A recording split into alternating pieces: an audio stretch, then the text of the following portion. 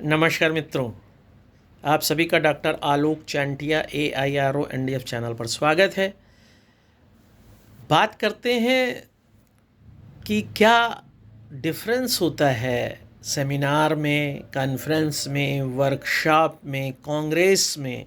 अक्सर आपने सुना होगा, ख़ास तौर से जो शिक्षा से जुड़े हुए शोधार्थी होंगे, टीचर होंगे, कि सेमिनार का आयोजन किया गया है, कॉन्फ्रेंस का आयोजन किया गया है, वर्कशॉप का आयोजन किया गया है, कांग्रेस होती है। आप जानते हैं ऑल इंडियन साइंस कांग्रेस है हमारी।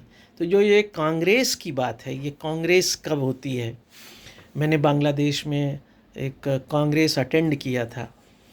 तो आइए थोड़ा सा जानते हैं, क्योंकि इससे आपको आसानी ये हो जाएगी कि आप यह जान पाएंगे कि आप कहाँ जा रहे हैं। आमतौर पर क्या होता है कि जो भी शैक्षणिक संस्थान हैं, और ख़ास तौर से जब आप पोस्ट ग्रेजुएशन कर लेते हैं, तो उसके बाद जब आप शोध में जाते हैं, रिसर्च, इसका मतलब है कि दोबारा से सर्च करना, जो कुछ है उसको फिर से सर्च करना, सामान्य अर्थों में to know more and more about a particular thing is known as research. यही कारण है कि जो भी चीज़ों की खोज हो चुकी है, जिन बात चीज़ों को आप जानते हैं, उसमें भी नई नई बातें आती रहती हैं। यही कारण है कि मेंडलीव की आवर्त सारणी में जो तत्व खोज लिए गए, उसके बाद भी उन्होंने बहुत से खाली स्थान छोड़ दिए थे, क्योंकि वो जानते थे कि अभी खोज और हो सकती है। वो डिस्कवरी थी। लेकिन जब कोई नॉलेज का मतलब जिसको आप रिकॉल कर सकते हैं, जब आप किसी नॉलेज को रिफाइन करते हैं या रिडिफाइन करते हैं, तो वह फिर रिसर्च की ओर बढ़ जाती है। और इसी रिसर्च के दौरान समय समय पर किसी विषय विशेष पर आपने देखा होगा, बहुत से शिक्षण संस्थान, बहुत से ऑर्गेनाइजेशन सेमिनार्स कराते हैं, कॉन्फ्रेंस कराते हैं। तो जब भी आप शोध के दौरान ये सुनते हैं कि आपको किसी सेमिनार में आमंत्रित किया गया है, तो सेमिनार का मतलब, अगर जहाँ पर भी आप गए हैं वहाँ पर सिर्फ एक स्मॉल रूम में बैठकर किसी पर्टिकुलर टॉपिक पर डिस्कस कर रहे हैं आप अगर, तो यह सेमिनार कहलाता है। इसकी शर्त ही ये है कि a discussion with in a room, वह सेमिनार कहलाएगा। जैसे घरेलू हिंसा अधिनियम है, घरेलू हिंसा अधिनियम पे कोई सेमिनार अगर कराया जा रहा है, तो उसका मतलब ये है कि इस अधिनियम पर बैठकर एक कमरे में कुछ लोग आपस में परिचर्चा करेंगे। अक्सर आपने देखा होगा कि किसी टॉपिक पर किसी व्यक्ति को बुला लिया जाता है जो उस मामले में प्रशिक्षित होता है, उसका ज्ञाता होता है, और वह उस पर अपने कोई लेक्चर को देखता है। उस लेक्चर को देने के बाद क्वेश्चन सेशंस भी होते हैं। अगर आपके मन में कोई क्वेरी है, तो आप जिसने लेक्चर दिया है उससे पूछ सकते हैं। तो अगर विद इन अ रूम ये बात हो रही है, तो ये सेमिनार कहलाएगा। लेकिन यह भी हो सकता है कि आप जब कहीं पर सेमिनार के अंतर्गत गए हों, तो आपने देखा हो कि पैरेलल में, समानांतर में, दूसरे कमरों में भी सब कुछ चल रहा है। तो अगर सभी, आपने देखा होगा सेमिनार जब कोई टॉपिक होता है, तो उस टॉपिक के बाद फिर सब टॉपिक्स होते हैं, सब थीम्स होती हैं। उन सब थीम्स पे कहीं पर किसी कमरे में हो सकता है मेन थीम पर हो रहा हो। अक्सर आपने देखा होगा कि जब आप किसी सेमिनार में जाते हैं, तो प्लेनरी सेशंस होते हैं। वो प्लेनरी सेशंस में इनवाइटेड लेक्चर्स होते हैं, और उसमें बैठकर वो एक ही जगह होते हैं। मुख्य रूप से वह जो प्लेनरी सेशंस हो रहे हैं, जहाँ पे वो लेक्चर्स हो रहे हैं, दैट इज़ सेमिनार। लेकिन उसी के पैरेलल में जो सब थीम्स पर भी कमरों में चल रहे हैं, आपने देखा होगा मोर देन वन रूम्स अलग अलग थीम्स पे चल रहे हैं। तो चूंकि वह समानांतर में एक ही मुख्य बिंदु या टॉपिक के समानांतर में सब थीम्स पे दूसरे दूसरे कमरों में जो परिचर्चा चल रही है, उनको समेतिक रूप से आप कॉन्फ्रेंस कहते हैं। इसको आप इस आसानी से यह भी समझ सकते हैं कि जब आप किसी से मोबाइल फ़ोन पर बात कर रहे होते हैं, और आपको लगता है कि इस बात को करने में कोई तीसरा व्यक्ति भी शामिल होना चाहिए। तो आप कहते हैं अच्छा रुको, मैं उससे भी इस बात कर लेता हूँ। आप एक कॉन्फ्रेंस कॉल लगाते हैं और दो लोग जो मुख्य रूप से बात कर रहे थे उसमें वह तीसरा व्यक्ति भी शामिल हो जाता है।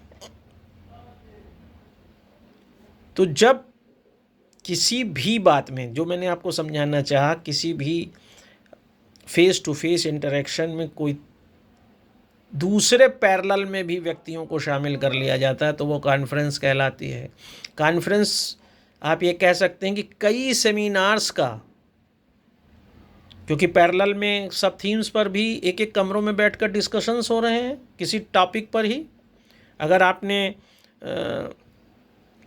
मान लीजिए प्रदूषण पर, पॉल्यूशन पर कोई सेमिनार का आयोजन किया है तो हो सकता है कि आपके पैरेलल रूम में किसी में सॉइल पॉल्यूशन पर पेपर चल रहा हो, दूसरे रूम में एयर पॉल्यूशन पे चल रहा हो, किसी रूम में जो है वाटर पॉल्यूशन पे चल रहा हो, किसी में pollution and its effect on health चल रहा हो। तो इस तरीके से जब समेकित रूप से एक ही मेजर टॉपिक पर पैरेलल में कई जगह पर हम डिस्कशंस करते हैं तो उसे कॉन्फ्रेंस कहते हैं। तो फिर वर्कशॉप क्या है? वर्कशॉप के नाम से ही आपको समझ में आ जाएगा। शॉप आप किसको कहते हैं? शॉप एक ऐसी जगह है जहाँ पर आपकी आवश्यकताओं की उपलब्धता सुनिश्चित होती है। मतलब आप जानते हैं मेरे पास ये चीज़ नहीं है, यह वस्तु नहीं है, और उसको आप पर्टिकुलर शॉप से जाकर लेते हैं। लेकिन उसको लेने के लिए एक शर्त तो ही है कि आपके पास उस आवश्यकता की पूर्ति के साधन होना चाहिए, पैसा होना चाहिए। इसी बात को जब आप वर्कशॉप को शोध में उतार कर देखेंगे तो जब आप किसी वर्कशॉप में जाते हैं, जैसे जन सूचना अधिकार अधिनियम 2005 है और उसकी कोई वर्कशॉप हो रही है, तो वर्कशॉप का मतलब ये होता है कि आपको यह तो पता है कि जन सूचना अधिकार अधिनियम है और उसमें 30 धाराएं हैं, ये सब पता है, लेकिन केवल यह पता होना कि धारा 6 में यह लिखा है कि आवेदन किया जा सकता है। बट द क्वेश्चन इज कि हाउ टू राइट। जब उन बातों को व्यवहारिकता में समझाया जाता है जो सैद्धांतिक रूप से आपने जान तो रखा है, बट व्यवहारिक रूप में वह बातें आपको अड़चन डाल रही हैं, उस प्रक्रिया को आप समझ नहीं पा रहे हैं, और शोध में जब उन प्रक्रियाओं को समझाने के लिए व्यवहारिकता में एक आयोजन किया जाता है तो उसे वर्कशॉप कहते हैं। वर्कशॉप क्या है? अक्सर आपने सुना होगा कि मैं अपनी गाड़ी वर्कशॉप में दे आया। तो क्या दे आया आप? आपके पास गाड़ी थी और उस गाड़ी में, गाड़ी आपके पास है लेकिन उसमें जो कमियां हैं उन कमियों को वह मैकेनिक बताएगा और उनको वह दूर करेगा। इन द सेम मैनर जो चीज़ें आपको पता तो हैं सुपरफिशियल तरीके से, लेकिन उसकी वास्तव में सैद्धांतिक रूप से, व्यवहारिक रूप से उसमें होना क्या चाहिए और वो कैसे परफेक्शन की तरफ बढ़े, how to reach towards perfection, ये बात आपको वर्कशॉप में वह ट्रेनर बताएगा जो आपके विषय के, आपके टॉपिक पर जानकारी रखता है। तो फिर कांग्रेस क्या है? अक्सर आपने सुना होगा कि साइंस कांग्रेस हो रही है। साइंस कांग्रेस भी एक ही तरह का सेमिनार और विस्तृत रूप में कॉन्फ्रेंस है, क्योंकि आप जानते हैं इंडियन साइंस कांग्रेस हर साल जनवरी में जब होती है तो देश भर के लोग वहाँ इकट्ठा होते हैं। साइंस के जितने विषय हैं सब उसमें जाते हैं और उसमें हर साइंस के विषय का अपना एक टॉपिक होता है जिसमें वो डिस्कशन करते हैं, पेपर, अपना शोध पत्र पढ़ते हैं। लेकिन इसकी सबसे बड़ी शर्त ये होती है कि कांग्रेस में वही व्यक्ति शोध पत्र पढ़ सकता है जो उसका रजिस्टर्ड मेंबर होता है। अगर आप रजिस्टर्ड मेंबर नहीं हैं तो आप अपना शोध पत्र नहीं पढ़ सकते हैं। इसकी प्रारंभिक शर्त होती है कि वो व्यक्ति उसका रजिस्टर्ड मेंबर हो। तो जहाँ पर कोई व्यक्ति पंजीकृत होने के बाद अपने शोध पत्र को प्रस्तुत करता है तो वह कांग्रेस हो जाता है।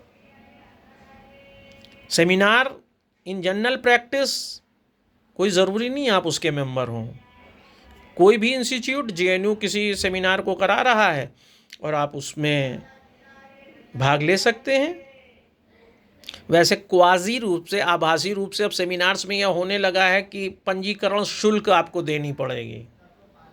उस स्थिति में एक तरह से सेमिनार क्वाजी कांग्रेस में कन्वर्ट हो जाता है, क्योंकि आपको रजिस्टर करने के बाद ही आपको सर्टिफिकेट मिलेगा, otherwise you are not entitled to get your certificate.